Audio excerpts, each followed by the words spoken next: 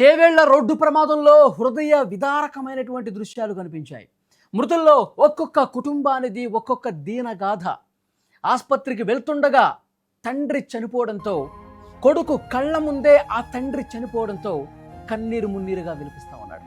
కంకరలో తండ్రి పూర్తిగా కూరుకుపోయి చనిపోయాడన్న విషయం తెలిసి, ఎందుకంటే తన కళ్ళ ముందే ఆ తండ్రి చనిపోవటాన్ని చూసి కొడుకు బోరున విలపించినటువంటి పరిస్థితి. నాన్న లే, నాన్న లే అంటూ ఆ కొడుకు కన్నీళ్లు పెట్టుకుంటూ ఏడుస్తూ అక్కడ నాన్నని లేపుతున్నటువంటి దృశ్యాలు నిజంగా ఎంత హృదయ విదారకంగా ఉన్నాయంటే చూసిన ప్రతి ఒక్కరు కూడా కన్నీళ్లు పెట్టుకుంటున్నారు. తన కళ్ళ ముందే తండ్రి చనిపోవటాన్ని అసలు ఆ కొడుకు ఆ బాధ ఎంత లోతుల్లో నుంచి అతను ఏడుస్తున్నాడో అర్థమవుతోంది. చాలా బాధాకరమైన విషయం. ఇలా ఎంతోమంది ఎన్నో కుటుంబాల్లో పిల్లల్ని కోల్పోయి, తల్లిదండ్రులను కోల్పోయి నరకం చూసినటువంటి పరిస్థితి ఉంది. చేవెళ్లలో జరిగిన బస్సు ప్రమాదం తాలూకు దృశ్యాలు అవి చూస్తుంటే నిజంగా ప్రతి ఒక్కరూ కూడా వాళ్ళు కన్నీళ్లు పెట్టుకుంటున్నారు చూసిన వాళ్ళు.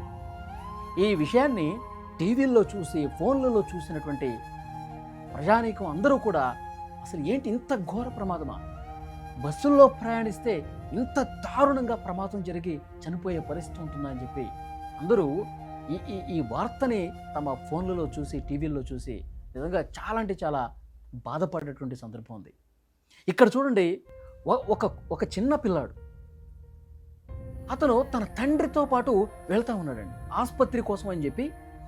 బస్సు ఎక్కి హైదరాబాద్కి వస్తూ ఉన్నారు. మార్గ మధ్యలోనే ఈ ఘోర ప్రమాదం జరిగింది. యాక్చువల్గా వాళ్ళు ట్రైన్కి వెళదాం అనుకున్నారంట, కానీ ట్రైన్లో అయితే లేట్ అయిపోతుంది, మనం బస్సుకి వెళ్ళిపోదాం అని చెప్పి మళ్ళీ ట్రైన్కి వెళ్ళే వాళ్ళు ఆగి మళ్ళీ వెనక్కి వచ్చి బస్సు ఎక్కి హైదరాబాద్కి వస్తున్నటువంటి క్రమంలో ఈ ప్రమాదం జరిగింది. ఆ బాబుకి చెవి సమస్య ఒకటి ఉంది. ఆ చెవి సమస్యను చూపించుకుందామని చెప్పి ఆసుపత్రికి వస్తుండగా మార్గ మధ్యలో చేవేళ్ల దగ్గర, మిర్జాగూడ దగ్గర ఈ ప్రమాదం జరిగింది. ఎంత భయంకరంగా జరిగిందంటే కొడుకు ముందే ఆ తండ్రి పూర్తిగా ఆ కంకర కప్పివేయబడుతుంటే కంకరలో మునిగిపోయి కూరుకుపోయి తన తండ్రి కళ్ళ ముందే మొత్తం ఆ కంకరలో మునిగిపోయి ఊపిరాడకుండా చనిపోవటాన్ని చూసి బోరున విలిపించాడు. అంటే ఈ బాబుకి కూడా పూర్తిగా కంకర వచ్చేస్తుంది మీదకి. వెంటనే ఒక పోలీసు వెంటనే దాన్ని చూసి ఆ బాబుని, ఆ చిన్నపిల్లాడిని బయటికి లాగేశాడు. లేదంటే ఆ కంకరలో ఇతను కూడా ప్రాణాలు కోల్పోయే పరిస్థితి ఉండేది. చాలా అంటే చాలా భయంకరమైనటువంటి దృశ్యం. తన కళ్ళ ముందే తండ్రి కోల్పోయేసరికి అతను ఏడుస్తానే ఉన్నాడు, కొన్ని గంటలుగా ఏడుస్తున్నాడు. ఒకసారి అతను ఏమన్నాడు వినండి.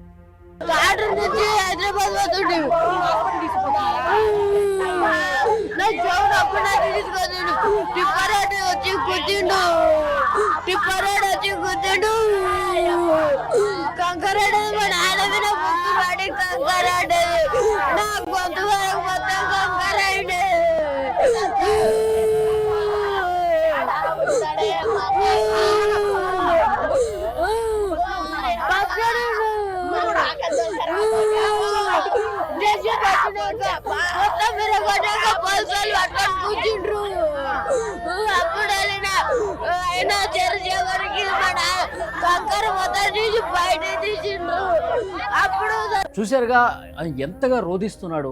తన కళ్ళ ముందే ఇది జరిగేసరికి అది షాక్ అయిపోయాడు. తండ్రి పూర్తిగా ఆ కంకర లోపలికి వెళ్ళిపోయి చనిపోయేసరికి అతను ఎంత బాధగా విలిపిస్తున్నాడు చూడండి.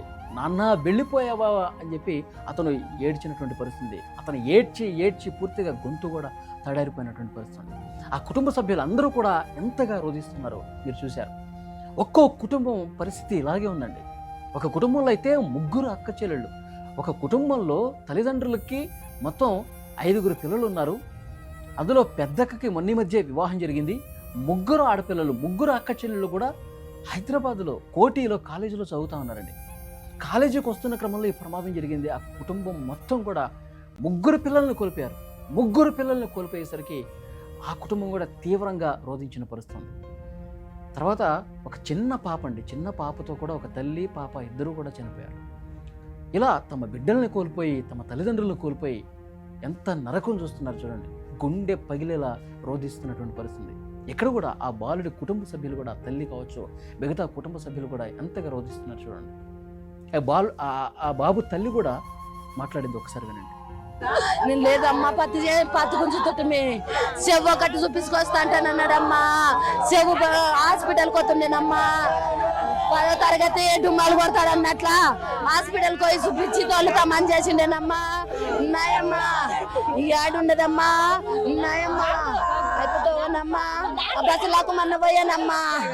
నాయప్ప బండ మీద పోతే డోకంటుండ్రమ్మా.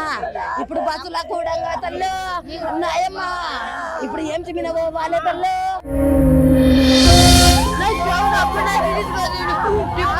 వచ్చి కూర్చుండు